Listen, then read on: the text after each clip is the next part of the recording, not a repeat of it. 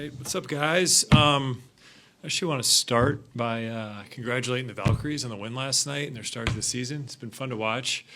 Ohema, Natalie have done a great job, players. So I think they're kind of like our sibling in this organization. It's fun to support them, and it's been fun going out, check out games, and really excited for the Bay Area.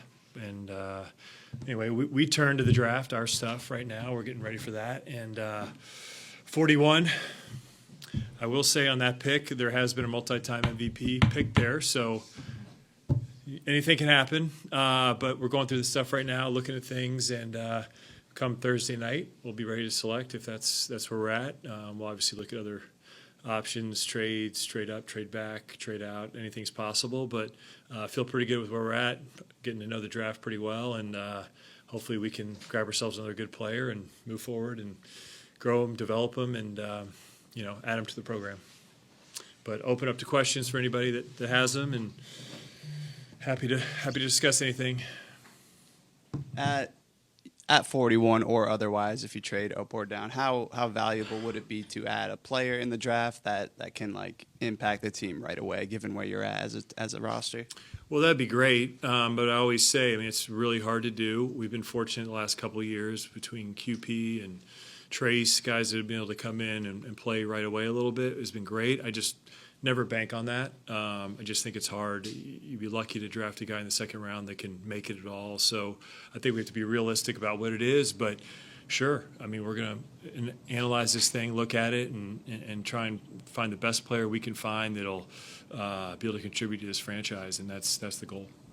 How much does seeing what Oklahoma City and Indiana did in the finals, how young they were, fast-paced, does that impact at all how you're going to build the team going forward this summer?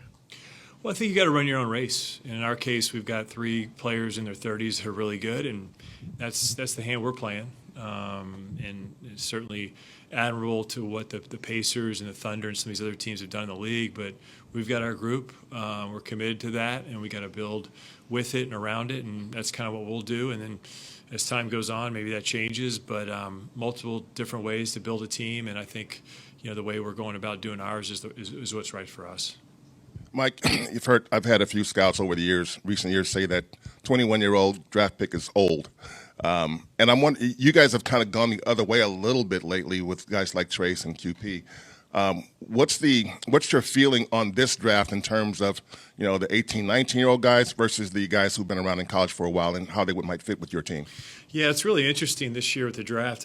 Going through all the different players and looking at their pages, the amount of guys that are 22, 23, 24 is startling. Obviously, we have not been afraid to take older players, but I think with the NIL stuff, you're seeing more and more. You have more underclassmen that have gone back to school, so there's less younger players, particularly in our range where we're picking. So it's fascinating. I think it's a little bit different feel. We're trying to grasp how that models out with these older guys. Now, we've had some success with them, but there's just so many of them this year. But it does lend itself to the older guys generally can play sooner than later. And if that's the way it goes, maybe that happens. But again, not going to bank on it. These guys are all coming in, starting from zero with no NBA experience, so you just never know how they adjust. Mike, obviously, Tyrese Haliburton's injury was devastating last night, but you had to commend the Pacers for how much they kept fighting, just throughout the playoffs also.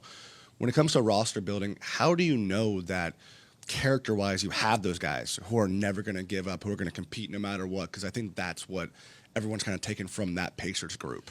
Yeah, I think you can take it from our group too. We've got a group that battles. It's a huge priority for us anytime we sign, draft, or trade for a player. Knowing that player, who they are, how competitive they are, those things really matter. They're super important, as displayed, here in the playoffs, the finals, whether it's Indiana, Oklahoma City, the relentlessness, the persistence of those players. And I feel like we've got a lot of those guys on our roster. So we're in good shape there. We want to continue to add more of them. Is there any trait you're prioritizing in the draft more than others, I guess? As far as trade, we'll look at stuff. I think most likely when you're in the second round, it's probably looking at moving up or back within that round. Is there a possibility we could move into the first round? Sure, I wouldn't put it at highly likely, but you never know. On draft night, you get calls and you explore things, you look at stuff, and we'll continue to do that. And then That's trait. yeah, roster trade. Okay. Oh, yeah. All good.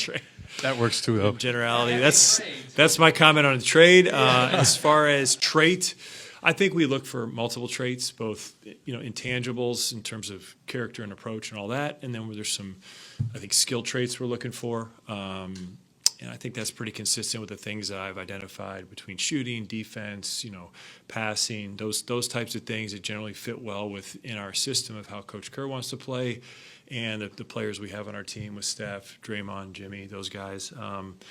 Those kind of traits are something that we look for. I think you also have to be mindful just in general when you're picking in the second round, the later you go, you're almost just trying to pick somebody that's going to make it. So you have to be a little careful about being too particular. But in general, those are the traits we like. And then just to follow, do you go best player available, or if there's an upside pick maybe at 41 that you might not expect to be there, how do you weigh those two things? Yeah, I think generally the later you go, it's just the higher probability of the guy making it. That's what we lean towards, and usually those guys have a nice rounded skill set. They have maybe a glaring deficiency with size or athleticism or one blatant thing they're missing, but they do a lot of other things really well, and maybe that's how you can kind of beat the system a little bit and get a guy in here that can survive. Speaking of trades, I know once the draft is over, obviously we've seen action before. We've seen some action happening the last few days. Has you getting a measure of what the trade market is? Or do you feel like there's going to be a lot of action around the league and that you can maybe jump into, or are you kind of approaching it that we're going to be aggressive in this trade market? Yeah, I think there's a lot of different ways we can go. We've got some free agents that are priorities. We got to handle that, but some of that stuff may lean into trades and other things. Obviously we got wound up into a big deal last summer. Multi-team trade, and so anytime you get into free agent stuff and you start looking at exceptions and cap space and all these things, it lends itself to it. We'll be opportunistic. I think with our cap and strategy group, those guys are really good, so we'll look at everything, and it's hard to say right now though, honestly, as far as like what's out there, what could happen, but we'll definitely be in the mix. I think we've shown a history of doing that. Mike, you guys have gone from participant to observer in the last 4 or 5 weeks of the playoffs. As you've watched these games play out, what have you taken about just watching the way the teams operate, the way the rosters are built, that might influence you going forward, or if anything? Yeah, I think it just is bearing out that, defense is still really important. And then the offensive end, to be able to have space on the floor to combat these defenses. Certainly Indiana had that with some of the floor spacing bigs they had. And then I think, obviously you go back to further rounds with the Knicks, Minnesota. You got to, but honestly, to go deep in the playoffs, you kind of got to have a little bit of everything. You got to play offense, you got to play defense, you got to have size, you got to be able to defend on the perimeter. You got to put together a really good team, and that's what Oklahoma City's done. Sam did a great job, and credit to Indiana as well. Those guys, heck of a year. Kevin Pritchard did an amazing job. Rick Carlisle, what a coach. So just need really good players. Steve, how much, in addition to follow-up, quality depth? You saw that especially in the finals here, where guys coming off the bench and putting in production. How much is that a factor versus just trying to ride like the Knicks did, ride your main 4, 5, 6 guys? Yeah, I think there's multiple ways to do it. Last year going into the season, we really leaned into depth, and it was good for us in some ways. I think in some ways it could create some issues with lineups and playing time, and puts a lot of stress on Steve and the coaching staff in terms of who to play. I do think there's a level of depth that you have to have. If you can have 7, 8, 9 guys that are NBA rotation players, you're going to be in business. Obviously, that helps prevent issues with injuries where a guy or two goes down. But just to make it through, it's a long haul. 2 months of postseason basketball where it's at your highest limit. You got to have that depth, and that's something that will.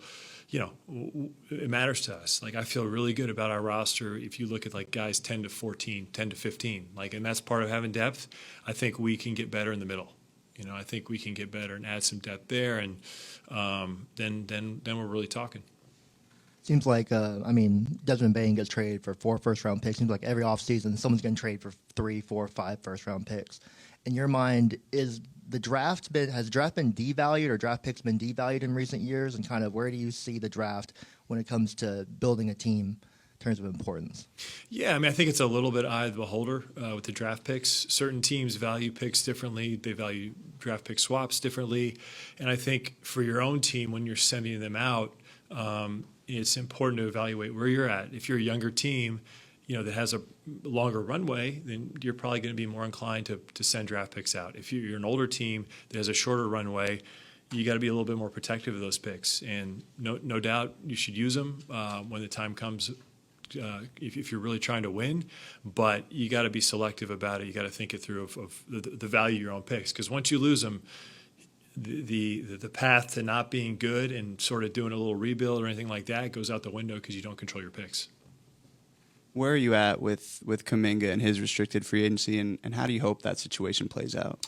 Yeah, so we can start with the finals ending last night. We can start, pursuing that right now, leading up into free agency, and I think we're in a good spot with it. Honestly, we have the ability to bring him back. He's restricted, and I think there'll be good dialogue. And I'd like to figure something out sooner than later. That'd be great. But I also acknowledge with restricted free agency, these things can drag out a little bit and take some time. But I think we feel pretty comfortable with who JK is as a player, and what he can do for our organization. And we'll continue. It's a main priority going into free agency. What would be the benefits of getting something done sooner than later? Like, why do you want that to happen? Yeah, I mean, I think just clarity, right? Roster clarity in terms of what else we need to add in free agency. Also, what we have to spend in terms of minimums, exceptions, those different types of things. So I think that's the sooner the better for everyone. His sake too, I would say. I would believe, but like I said, restricted free agency can be a little different. So we may have to be patient. How much do you have to even declare like what his role is going to be in your minds, or even in discussions with him, before you can get to a number, before you can decide whether it's better for him to move? Like, do you have to fix in your mind? I know things can change, but obviously with Steve and everyone else, what his role is going to be, and what do you imagine it is right now?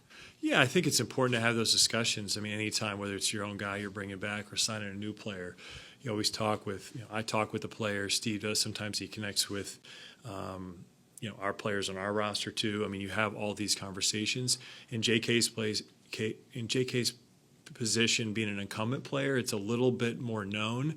But yeah, I think some of those conversations will need to happen, especially the way the season kind of unfolded last year, where there's some moments where he wasn't playing as much, and then the role's bigger, and it's kind of then he was in, like all this up and down. Sure, that's something that will probably be necessary to clarify. Hi, Mike. How does free agency look different now when you have just the sheer number of trades? Do you see it any differently? I mean, I know it's draft week, but that's right on the horizon too, and maybe that affects the draft too. Yeah, a couple things. I mean, I think first off, teams are less reliant on cap space and saving up for big free agents. You just see a lot more extensions of players already on the roster, so there's probably less players out there. I think the other caveat to it is there's a few mechanisms that will hard cap you to these different aprons that we have to be aware of, and that can restrict some moves and some trades and things like that. And when those trades do happen, it creates those hard caps at times. So being leery of those things, because for us, a team that's willing to spend a lot of money, you have to be careful about limiting yourself. We did that a little bit last summer with the first apron. Fortunately, we were able to move some things around and acquire a player like Jimmy Butler halfway through the season, but it can make it hard. And so to be mindful of that stuff, I think, is important.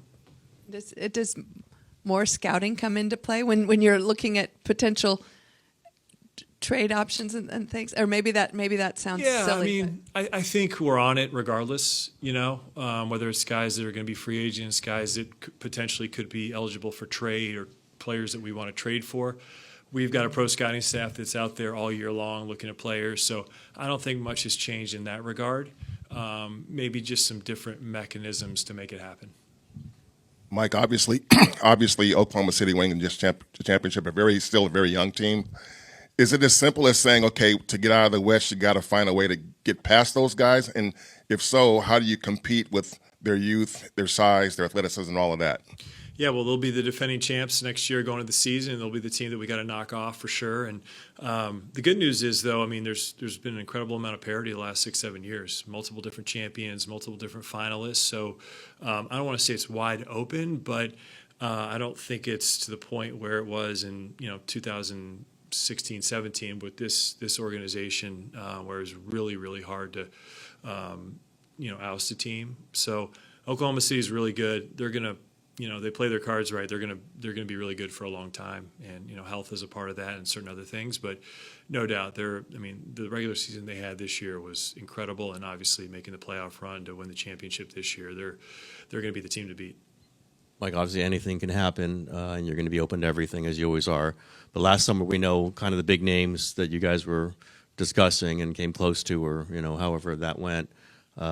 Does adding Jimmy Butler, and maybe one of the names that was coming up last summer, kind of put a little bit of a ceiling on kind of the kinds of names you're talking about? I know, again, you never know, but that $50 million player, whatever, is that kind of not going to be in sight this time? Only because just of our salary structure and the way it works with the amount of money you can use underneath the second apron.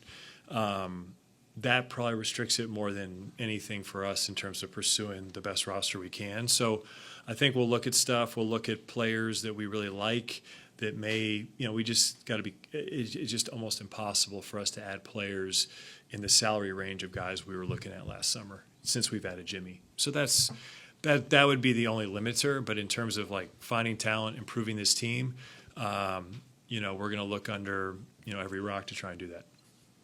This is more out of curiosity than anything, but when you have like the 41st pick in a draft and you're working on draft prep, how high up does like your board go? Like, do you do the top 10? Yeah, we do. Yeah, we do the whole thing, just from a process standpoint, to be able to look back to see how we're evaluating players. And since I've been here, we've drafted almost at every level. We've drafted 2, we drafted 7, we've drafted 19, we've drafted multiple picks in the second round, last pick of the first round, that type of stuff. So you got to be ready for anything, and I think it's just a good exercise to go through for us to have a whole complete board. You never know, draft night, something happens, you trade up. So we got to be ready for everything, and it's a fun week and exercise to go through all that and lock it in, and then you can look back and see how you did. Mike, obviously everybody's looking for a 16-win player, playoffs, right? But I remember Draymond on exit interviews was bringing up 82-game players, and obviously we know Steph, Jimmy, Draymond's ages and everything. What is it going to take to get those 82-win players so you guys aren't in playoff mode in February already, right? I mean, how do you create that kind of roster so you have a little more comfort in March, April? Yeah, I mean, hopefully we can get some 96-win players. Hopefully, I think I did the math right there. But, I think it's a great point. This isn't a team that we can just say, hey, let's get through the regular season and have a roster ready to go for the postseason. The West is really tough. The league is really tough. I mentioned the parity before. So in that regard, we won 48 games this year and we were in the play-in. So we've got to be able to have a really good team that can sustain their regular season through some nights of rest, through some injuries, all that may come about. We've got to we're taking all that into account. Guys that can, we look at, trades and free agency. We're going to look at guys, how healthy they are, right? How many games they play. That stuff is important, and we'll factor it all in, and hopefully we can also put together a roster that we feel once the regular season turns over to the postseason, that team can be really good too. Obviously, a lot of questions about Jonathan, but just wanted to check in with 2 younger guys, Brandon and Moses. I know they went through surgeries this offseason. Just your overall expectations for them getting ready for training camp, et cetera. Yeah, on the health front there, for sure. Those guys had successful procedures and, nothing major, which is good, and they'll be able to get back and definitely be ready by training camp and even have a good portion of their summer for our player development program and all that. So they're doing well, and hopefully those are things, get knocked out, put it behind you, and move on. Mike, whether it's free agency or the draft, where do you prioritize point of attack defense versus rim protection defense? Great question. I feel like that's a big debate throughout the league right now, and generally the rim protection's more valuable. At least that's the way guys are paid and guys are sought after in trades, but you ask any coach, point of attack is pretty important. Being able to control the ball, handle it in these pick and rolls. Some of these guys in this league right now, they can guard on the ball. Big guards have been highly effective with teams that have gone deep in the playoffs. So both are really important. With having a guy on our team like Draymond, we're elite with a guy like that, and I think we can be better on the ball. So I don't want to say that means it's more important on the ball for us. I would say both are extremely important, and we'll look to handle both those in free agency. But to me, you can't have enough. It's like shooting. If you can have a bunch of guys out there that can guard, that can switch, and then most importantly protect the backside, you're in business.